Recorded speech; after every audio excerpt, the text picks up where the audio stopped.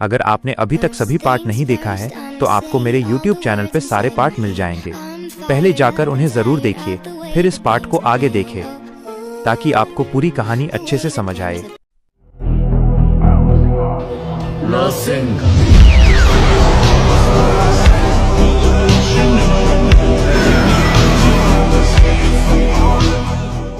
Itachi के स्वेच्छा से सील होने के ठीक बाद युद्ध के मैदान पर जोरदार भूचाल आया। जिनवू ने महसूस किया कि ये शक्ति किसी साधारण निंजा या यहाँ तक कि किसी भी एदो तेंसेई से परे थी। ये उसके अपने आयाम में मौजूद मोनार्क या उससे भी ऊंचे स्तर की थी। आसमान में एक दरार पड़ गई और एक काली कांपती हुई आकृति प्रकट हुई, उचिहा मादारा। मादारा ने नीचे देखा और उसकी निगाहें सीधे जिनवू पर पड़ी जो अपनी शैडो आर्मी के बीच खड़ा था। मादारा की आंखों में रिन्नेगान चमक रहा था।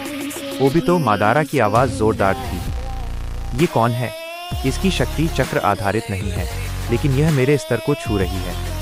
क्या ये कोई ओत्सुत्सुकी है? ओबितो ने जवाब दिया, मुझे नहीं पता। वो खुद को हंटर कहता है और मृत शिनोबी को अपनी परछाई सेना में बदल देता है। मादारा ने एक क्षण के लिए ध्यान केंद्रित किया और उसकी रिन्नेगान आंखें जिनवू की मोनार्क की आभा, मोनार्क्स ऑरा को पहचानने लगी। मादारा जोर से हंसा, मुझे एक और शासक मिला। तुम इस दुनिया के नहीं हो, डार्कनेस के बच्चे।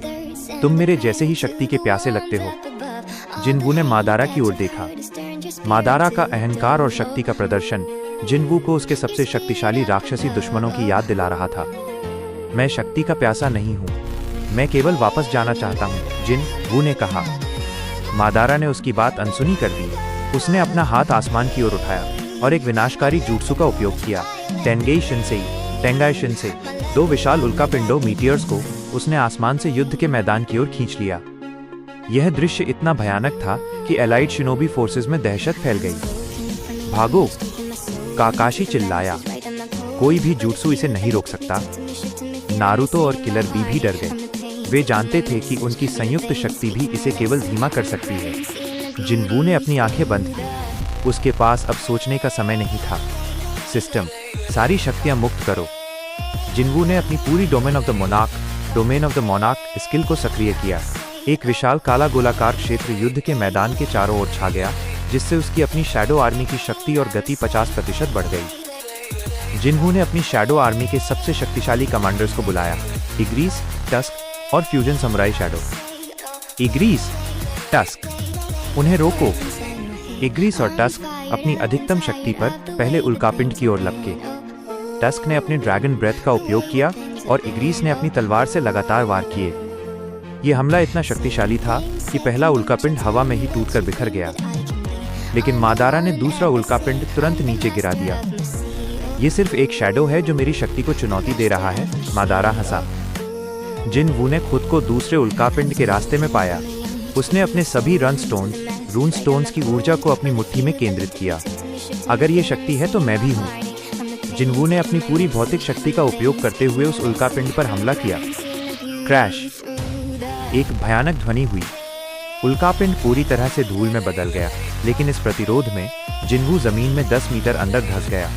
उसका शरीर दर्द से कराह रहा था। मादारा हैरान था। उस आदमी ने मेरी कलाकारी को अपने नंगे हाथों से रोक दिया। नारुतो, जो जमीन से जिनवू को धंसा हुआ देखकर डर गया था, तुरंत जिनवू की ओर दौड़ा। शैडो गाय, तुम ठीक हो? जिनवू ने नारुतो को देखा। उसके शरीर से भाप निकल रही थी। ये मादारा, ये असली खतरा है, जिनवू ने हाँफते हुए कहा। मुझे और शैडोज चाहिए। मादारा अब और भी ज्यादा उत्साहित होकर जमीन पर उतरा।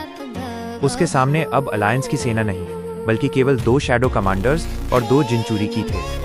तो मोनार्क, क्या तुम अकेले मेरे सामने खड़े होगे? मादारा ने चुनौती दी। जिनवू जानता था कि उसकी लड़ाई अब शुरू हुई है। एपिसोड 11 समाप्त।